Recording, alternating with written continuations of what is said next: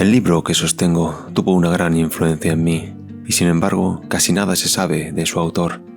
Resolví solucionar ese defecto. Su nombre era Ozan de Mirel y nació a principios del siglo XX en una pequeña aldea en la costa del Mar Negro, cerca de la ciudad de Trebisonda. Allí vivió y murió. Se intuye a través de algunos de sus textos que era mudo. Nunca fue una figura importante en el mundo de la literatura, ni siquiera a nivel local. Publicó tan solo 3 libros, 2 de los cuales son imposibles de encontrar. Yo poseo una copia del tercero, el único que alcanzó un mínimo reconocimiento. Fue un regalo de mi abuela. En parte, esto explica el cariño que tengo por el libro. Se titula Celá y los cimientos del mundo y cuenta la vida de un héroe cuyas aventuras reflejan los más elevados dilemas de la filosofía. Lo cierto es que el estilo que adopta en esta obra la hace densa e impenetrable. Dudo que incluso el académico más ilustrado pueda comprenderla. Confieso desconocer la razón por la que esta obra influyó tanto en mí, pero en esa maraña de textos indescifrables yo creí acercarme a la verdad, como quien contempla un cuadro abstracto y deriva de él un significado. Quizás fue su misteriosa elección de palabras o la más cruda casualidad. Yo nací en Esmirna y en 1992 obtuve mi graduado en literatura turca por la Universidad de Estambul. Fue al año siguiente, durante mis vacaciones, cuando inicié mi investigación sobre Ozan de Mirel. No resultó fácil conseguir nueva información. Viajé a Trebisonda y tras recorrer durante horas archivos y bibliotecas, tuve la suerte de encontrar una recopilación de ensayos de autores locales.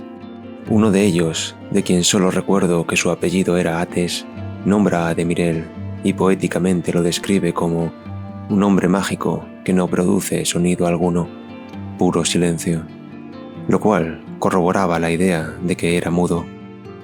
Cuando estaba a punto de irme, el bibliotecario se acercó. Mi fatigosa búsqueda le había causado curiosidad y me preguntó por ello. Mi respuesta lo sorprendió.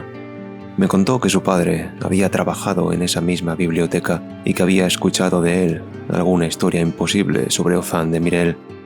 Según su padre, de Mirel no era mudo, simplemente vivía en un mundo sin sonido. Ni su voz, ni sus pasos, ni sus palmas se escuchaban. Lo tomamos por un truco de magia. De pronto, la descripción del ensayo me pareció menos poética. Llegué finalmente al pequeño pueblo en que vivió de Mirel. Esperaba que los ancianos del lugar lo recordaran y tenía la intención de entrevistarlos. Fui el único huésped del único hostal. La conversación con el bibliotecario había hecho mi investigación más divertida, pero no quería incluir en mi trabajo opiniones sobrenaturales o supersticiones baratas. Para mi desgracia, todos y cada uno de los ancianos a los que entrevisté corroboraron las palabras del bibliotecario. Una de ellas, de nombre Aisel, incluso me dio las llaves de la casa de Mirel. Aún seguía en pie, pero estaba abandonada. Ella vivía en una casa contigua y confesó que en su juventud había leído muchos de sus textos, la mayoría de los cuales nunca fueron publicados. Que yo me interesara por un escritor tan olvidado la emocionó y se ofreció a ayudarme en todo lo que pudiera. De mis conversaciones con los ancianos aprendí que de Mirel había vivido allí con su mujer y que no era una persona muy social. Supongo que era consciente de su condición sobrenatural, pero por lo demás eran un matrimonio agradable. De Mirel podía escuchar a su mujer, pero tenía que decirle todo por escrito. También parecía hablar mucho consigo mismo, aunque nadie sabía de qué. Él y su mujer murieron relativamente jóvenes y sin descendencia. Entré en la casa a la mañana del día siguiente, pero no encontré nada de interés. Hice una visita a Aisel, que me ofreció algo de comer. Le dije que ya había desayunado, pero mis fuerzas flaquearon ante la insistencia de la anciana. Mientras yo comía, ella me habló de Mirel. Todos los días a las 6 de la mañana salía a pasear por el parque, muy puntual y solitario. La tarde la dedicaba a la escritura y ocasionalmente exploraba el pueblo y regalaba poemas y cuentos a los vecinos. Me contó que una mañana lo vio en el parque y parecía estar en éxtasis, bailando y cantando como un pájaro.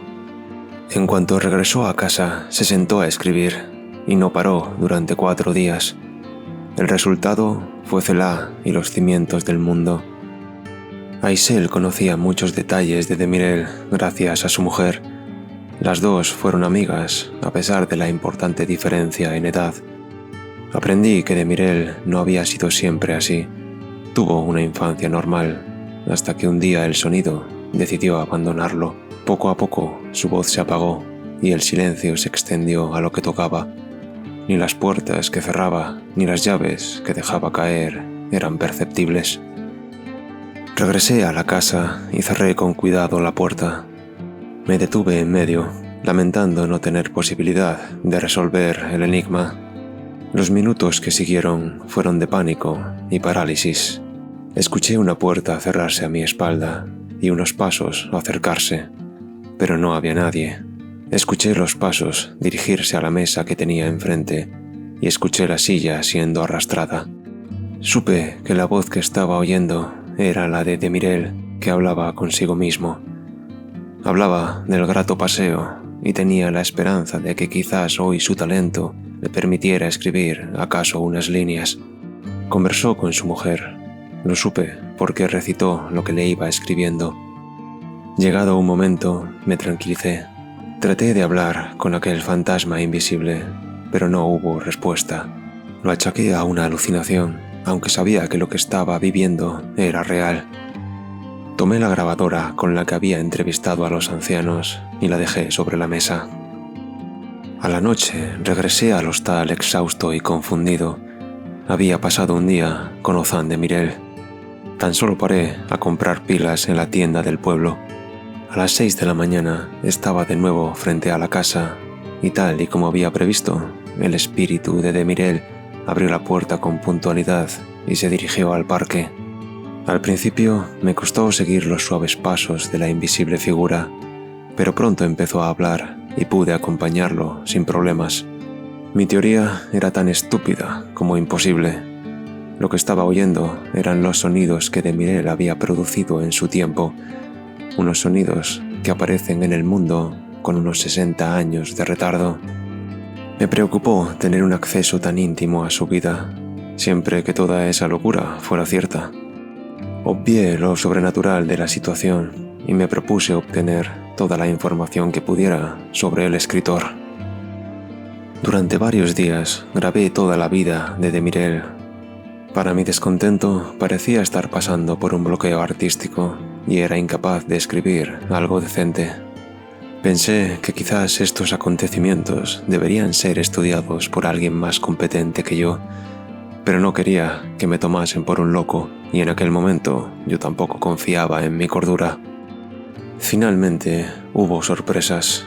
Llegué a la casa a las 6 de la mañana, como todos los días, pero Demirel no hizo acto de presencia. Entré en la casa y todo estaba en silencio. De camino al parque escuché gritos. Era Demirel cantando completamente exaltado y radiante. Recordé las palabras de Aysel. El día que Demirel cantó en el parque fue el mismo día que comenzó a escribir su obra maestra. Y así fue. Le seguí corriendo hasta casa y preparé la grabadora. Fueron 4 días de magia en los que pude admirar el genio creativo del artista. Cómo agradezco su hábito de hablar solo. El libro, que me había parecido tan inspirador como incomprensible, se hizo sencillo y sus secretos se volvieron verdades transparentes y definidas. Demirel había llegado a los cimientos del mundo y habló de lo liberador de estas ideas y de lo peligrosas que podían ser.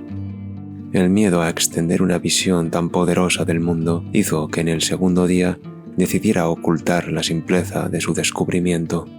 Enmarañó el texto con metáforas inverosímiles y la más compleja de las gramáticas, una suerte de filtro para que el poder de la verdad no cayera en manos de cualquiera. Habiendo grabado todo, decidí regresar al hostal. Por un momento pensé que pasar tanto tiempo en aquella casa podría convertirme en parte de la alucinación. Desde el umbral de la puerta contemplé el pueblo en silencio. Di un paso y el pánico se apoderó de mí. Mi pie no había producido sonido alguno. ¿O acaso fue mi imaginación? Para asegurarme, di un paso más.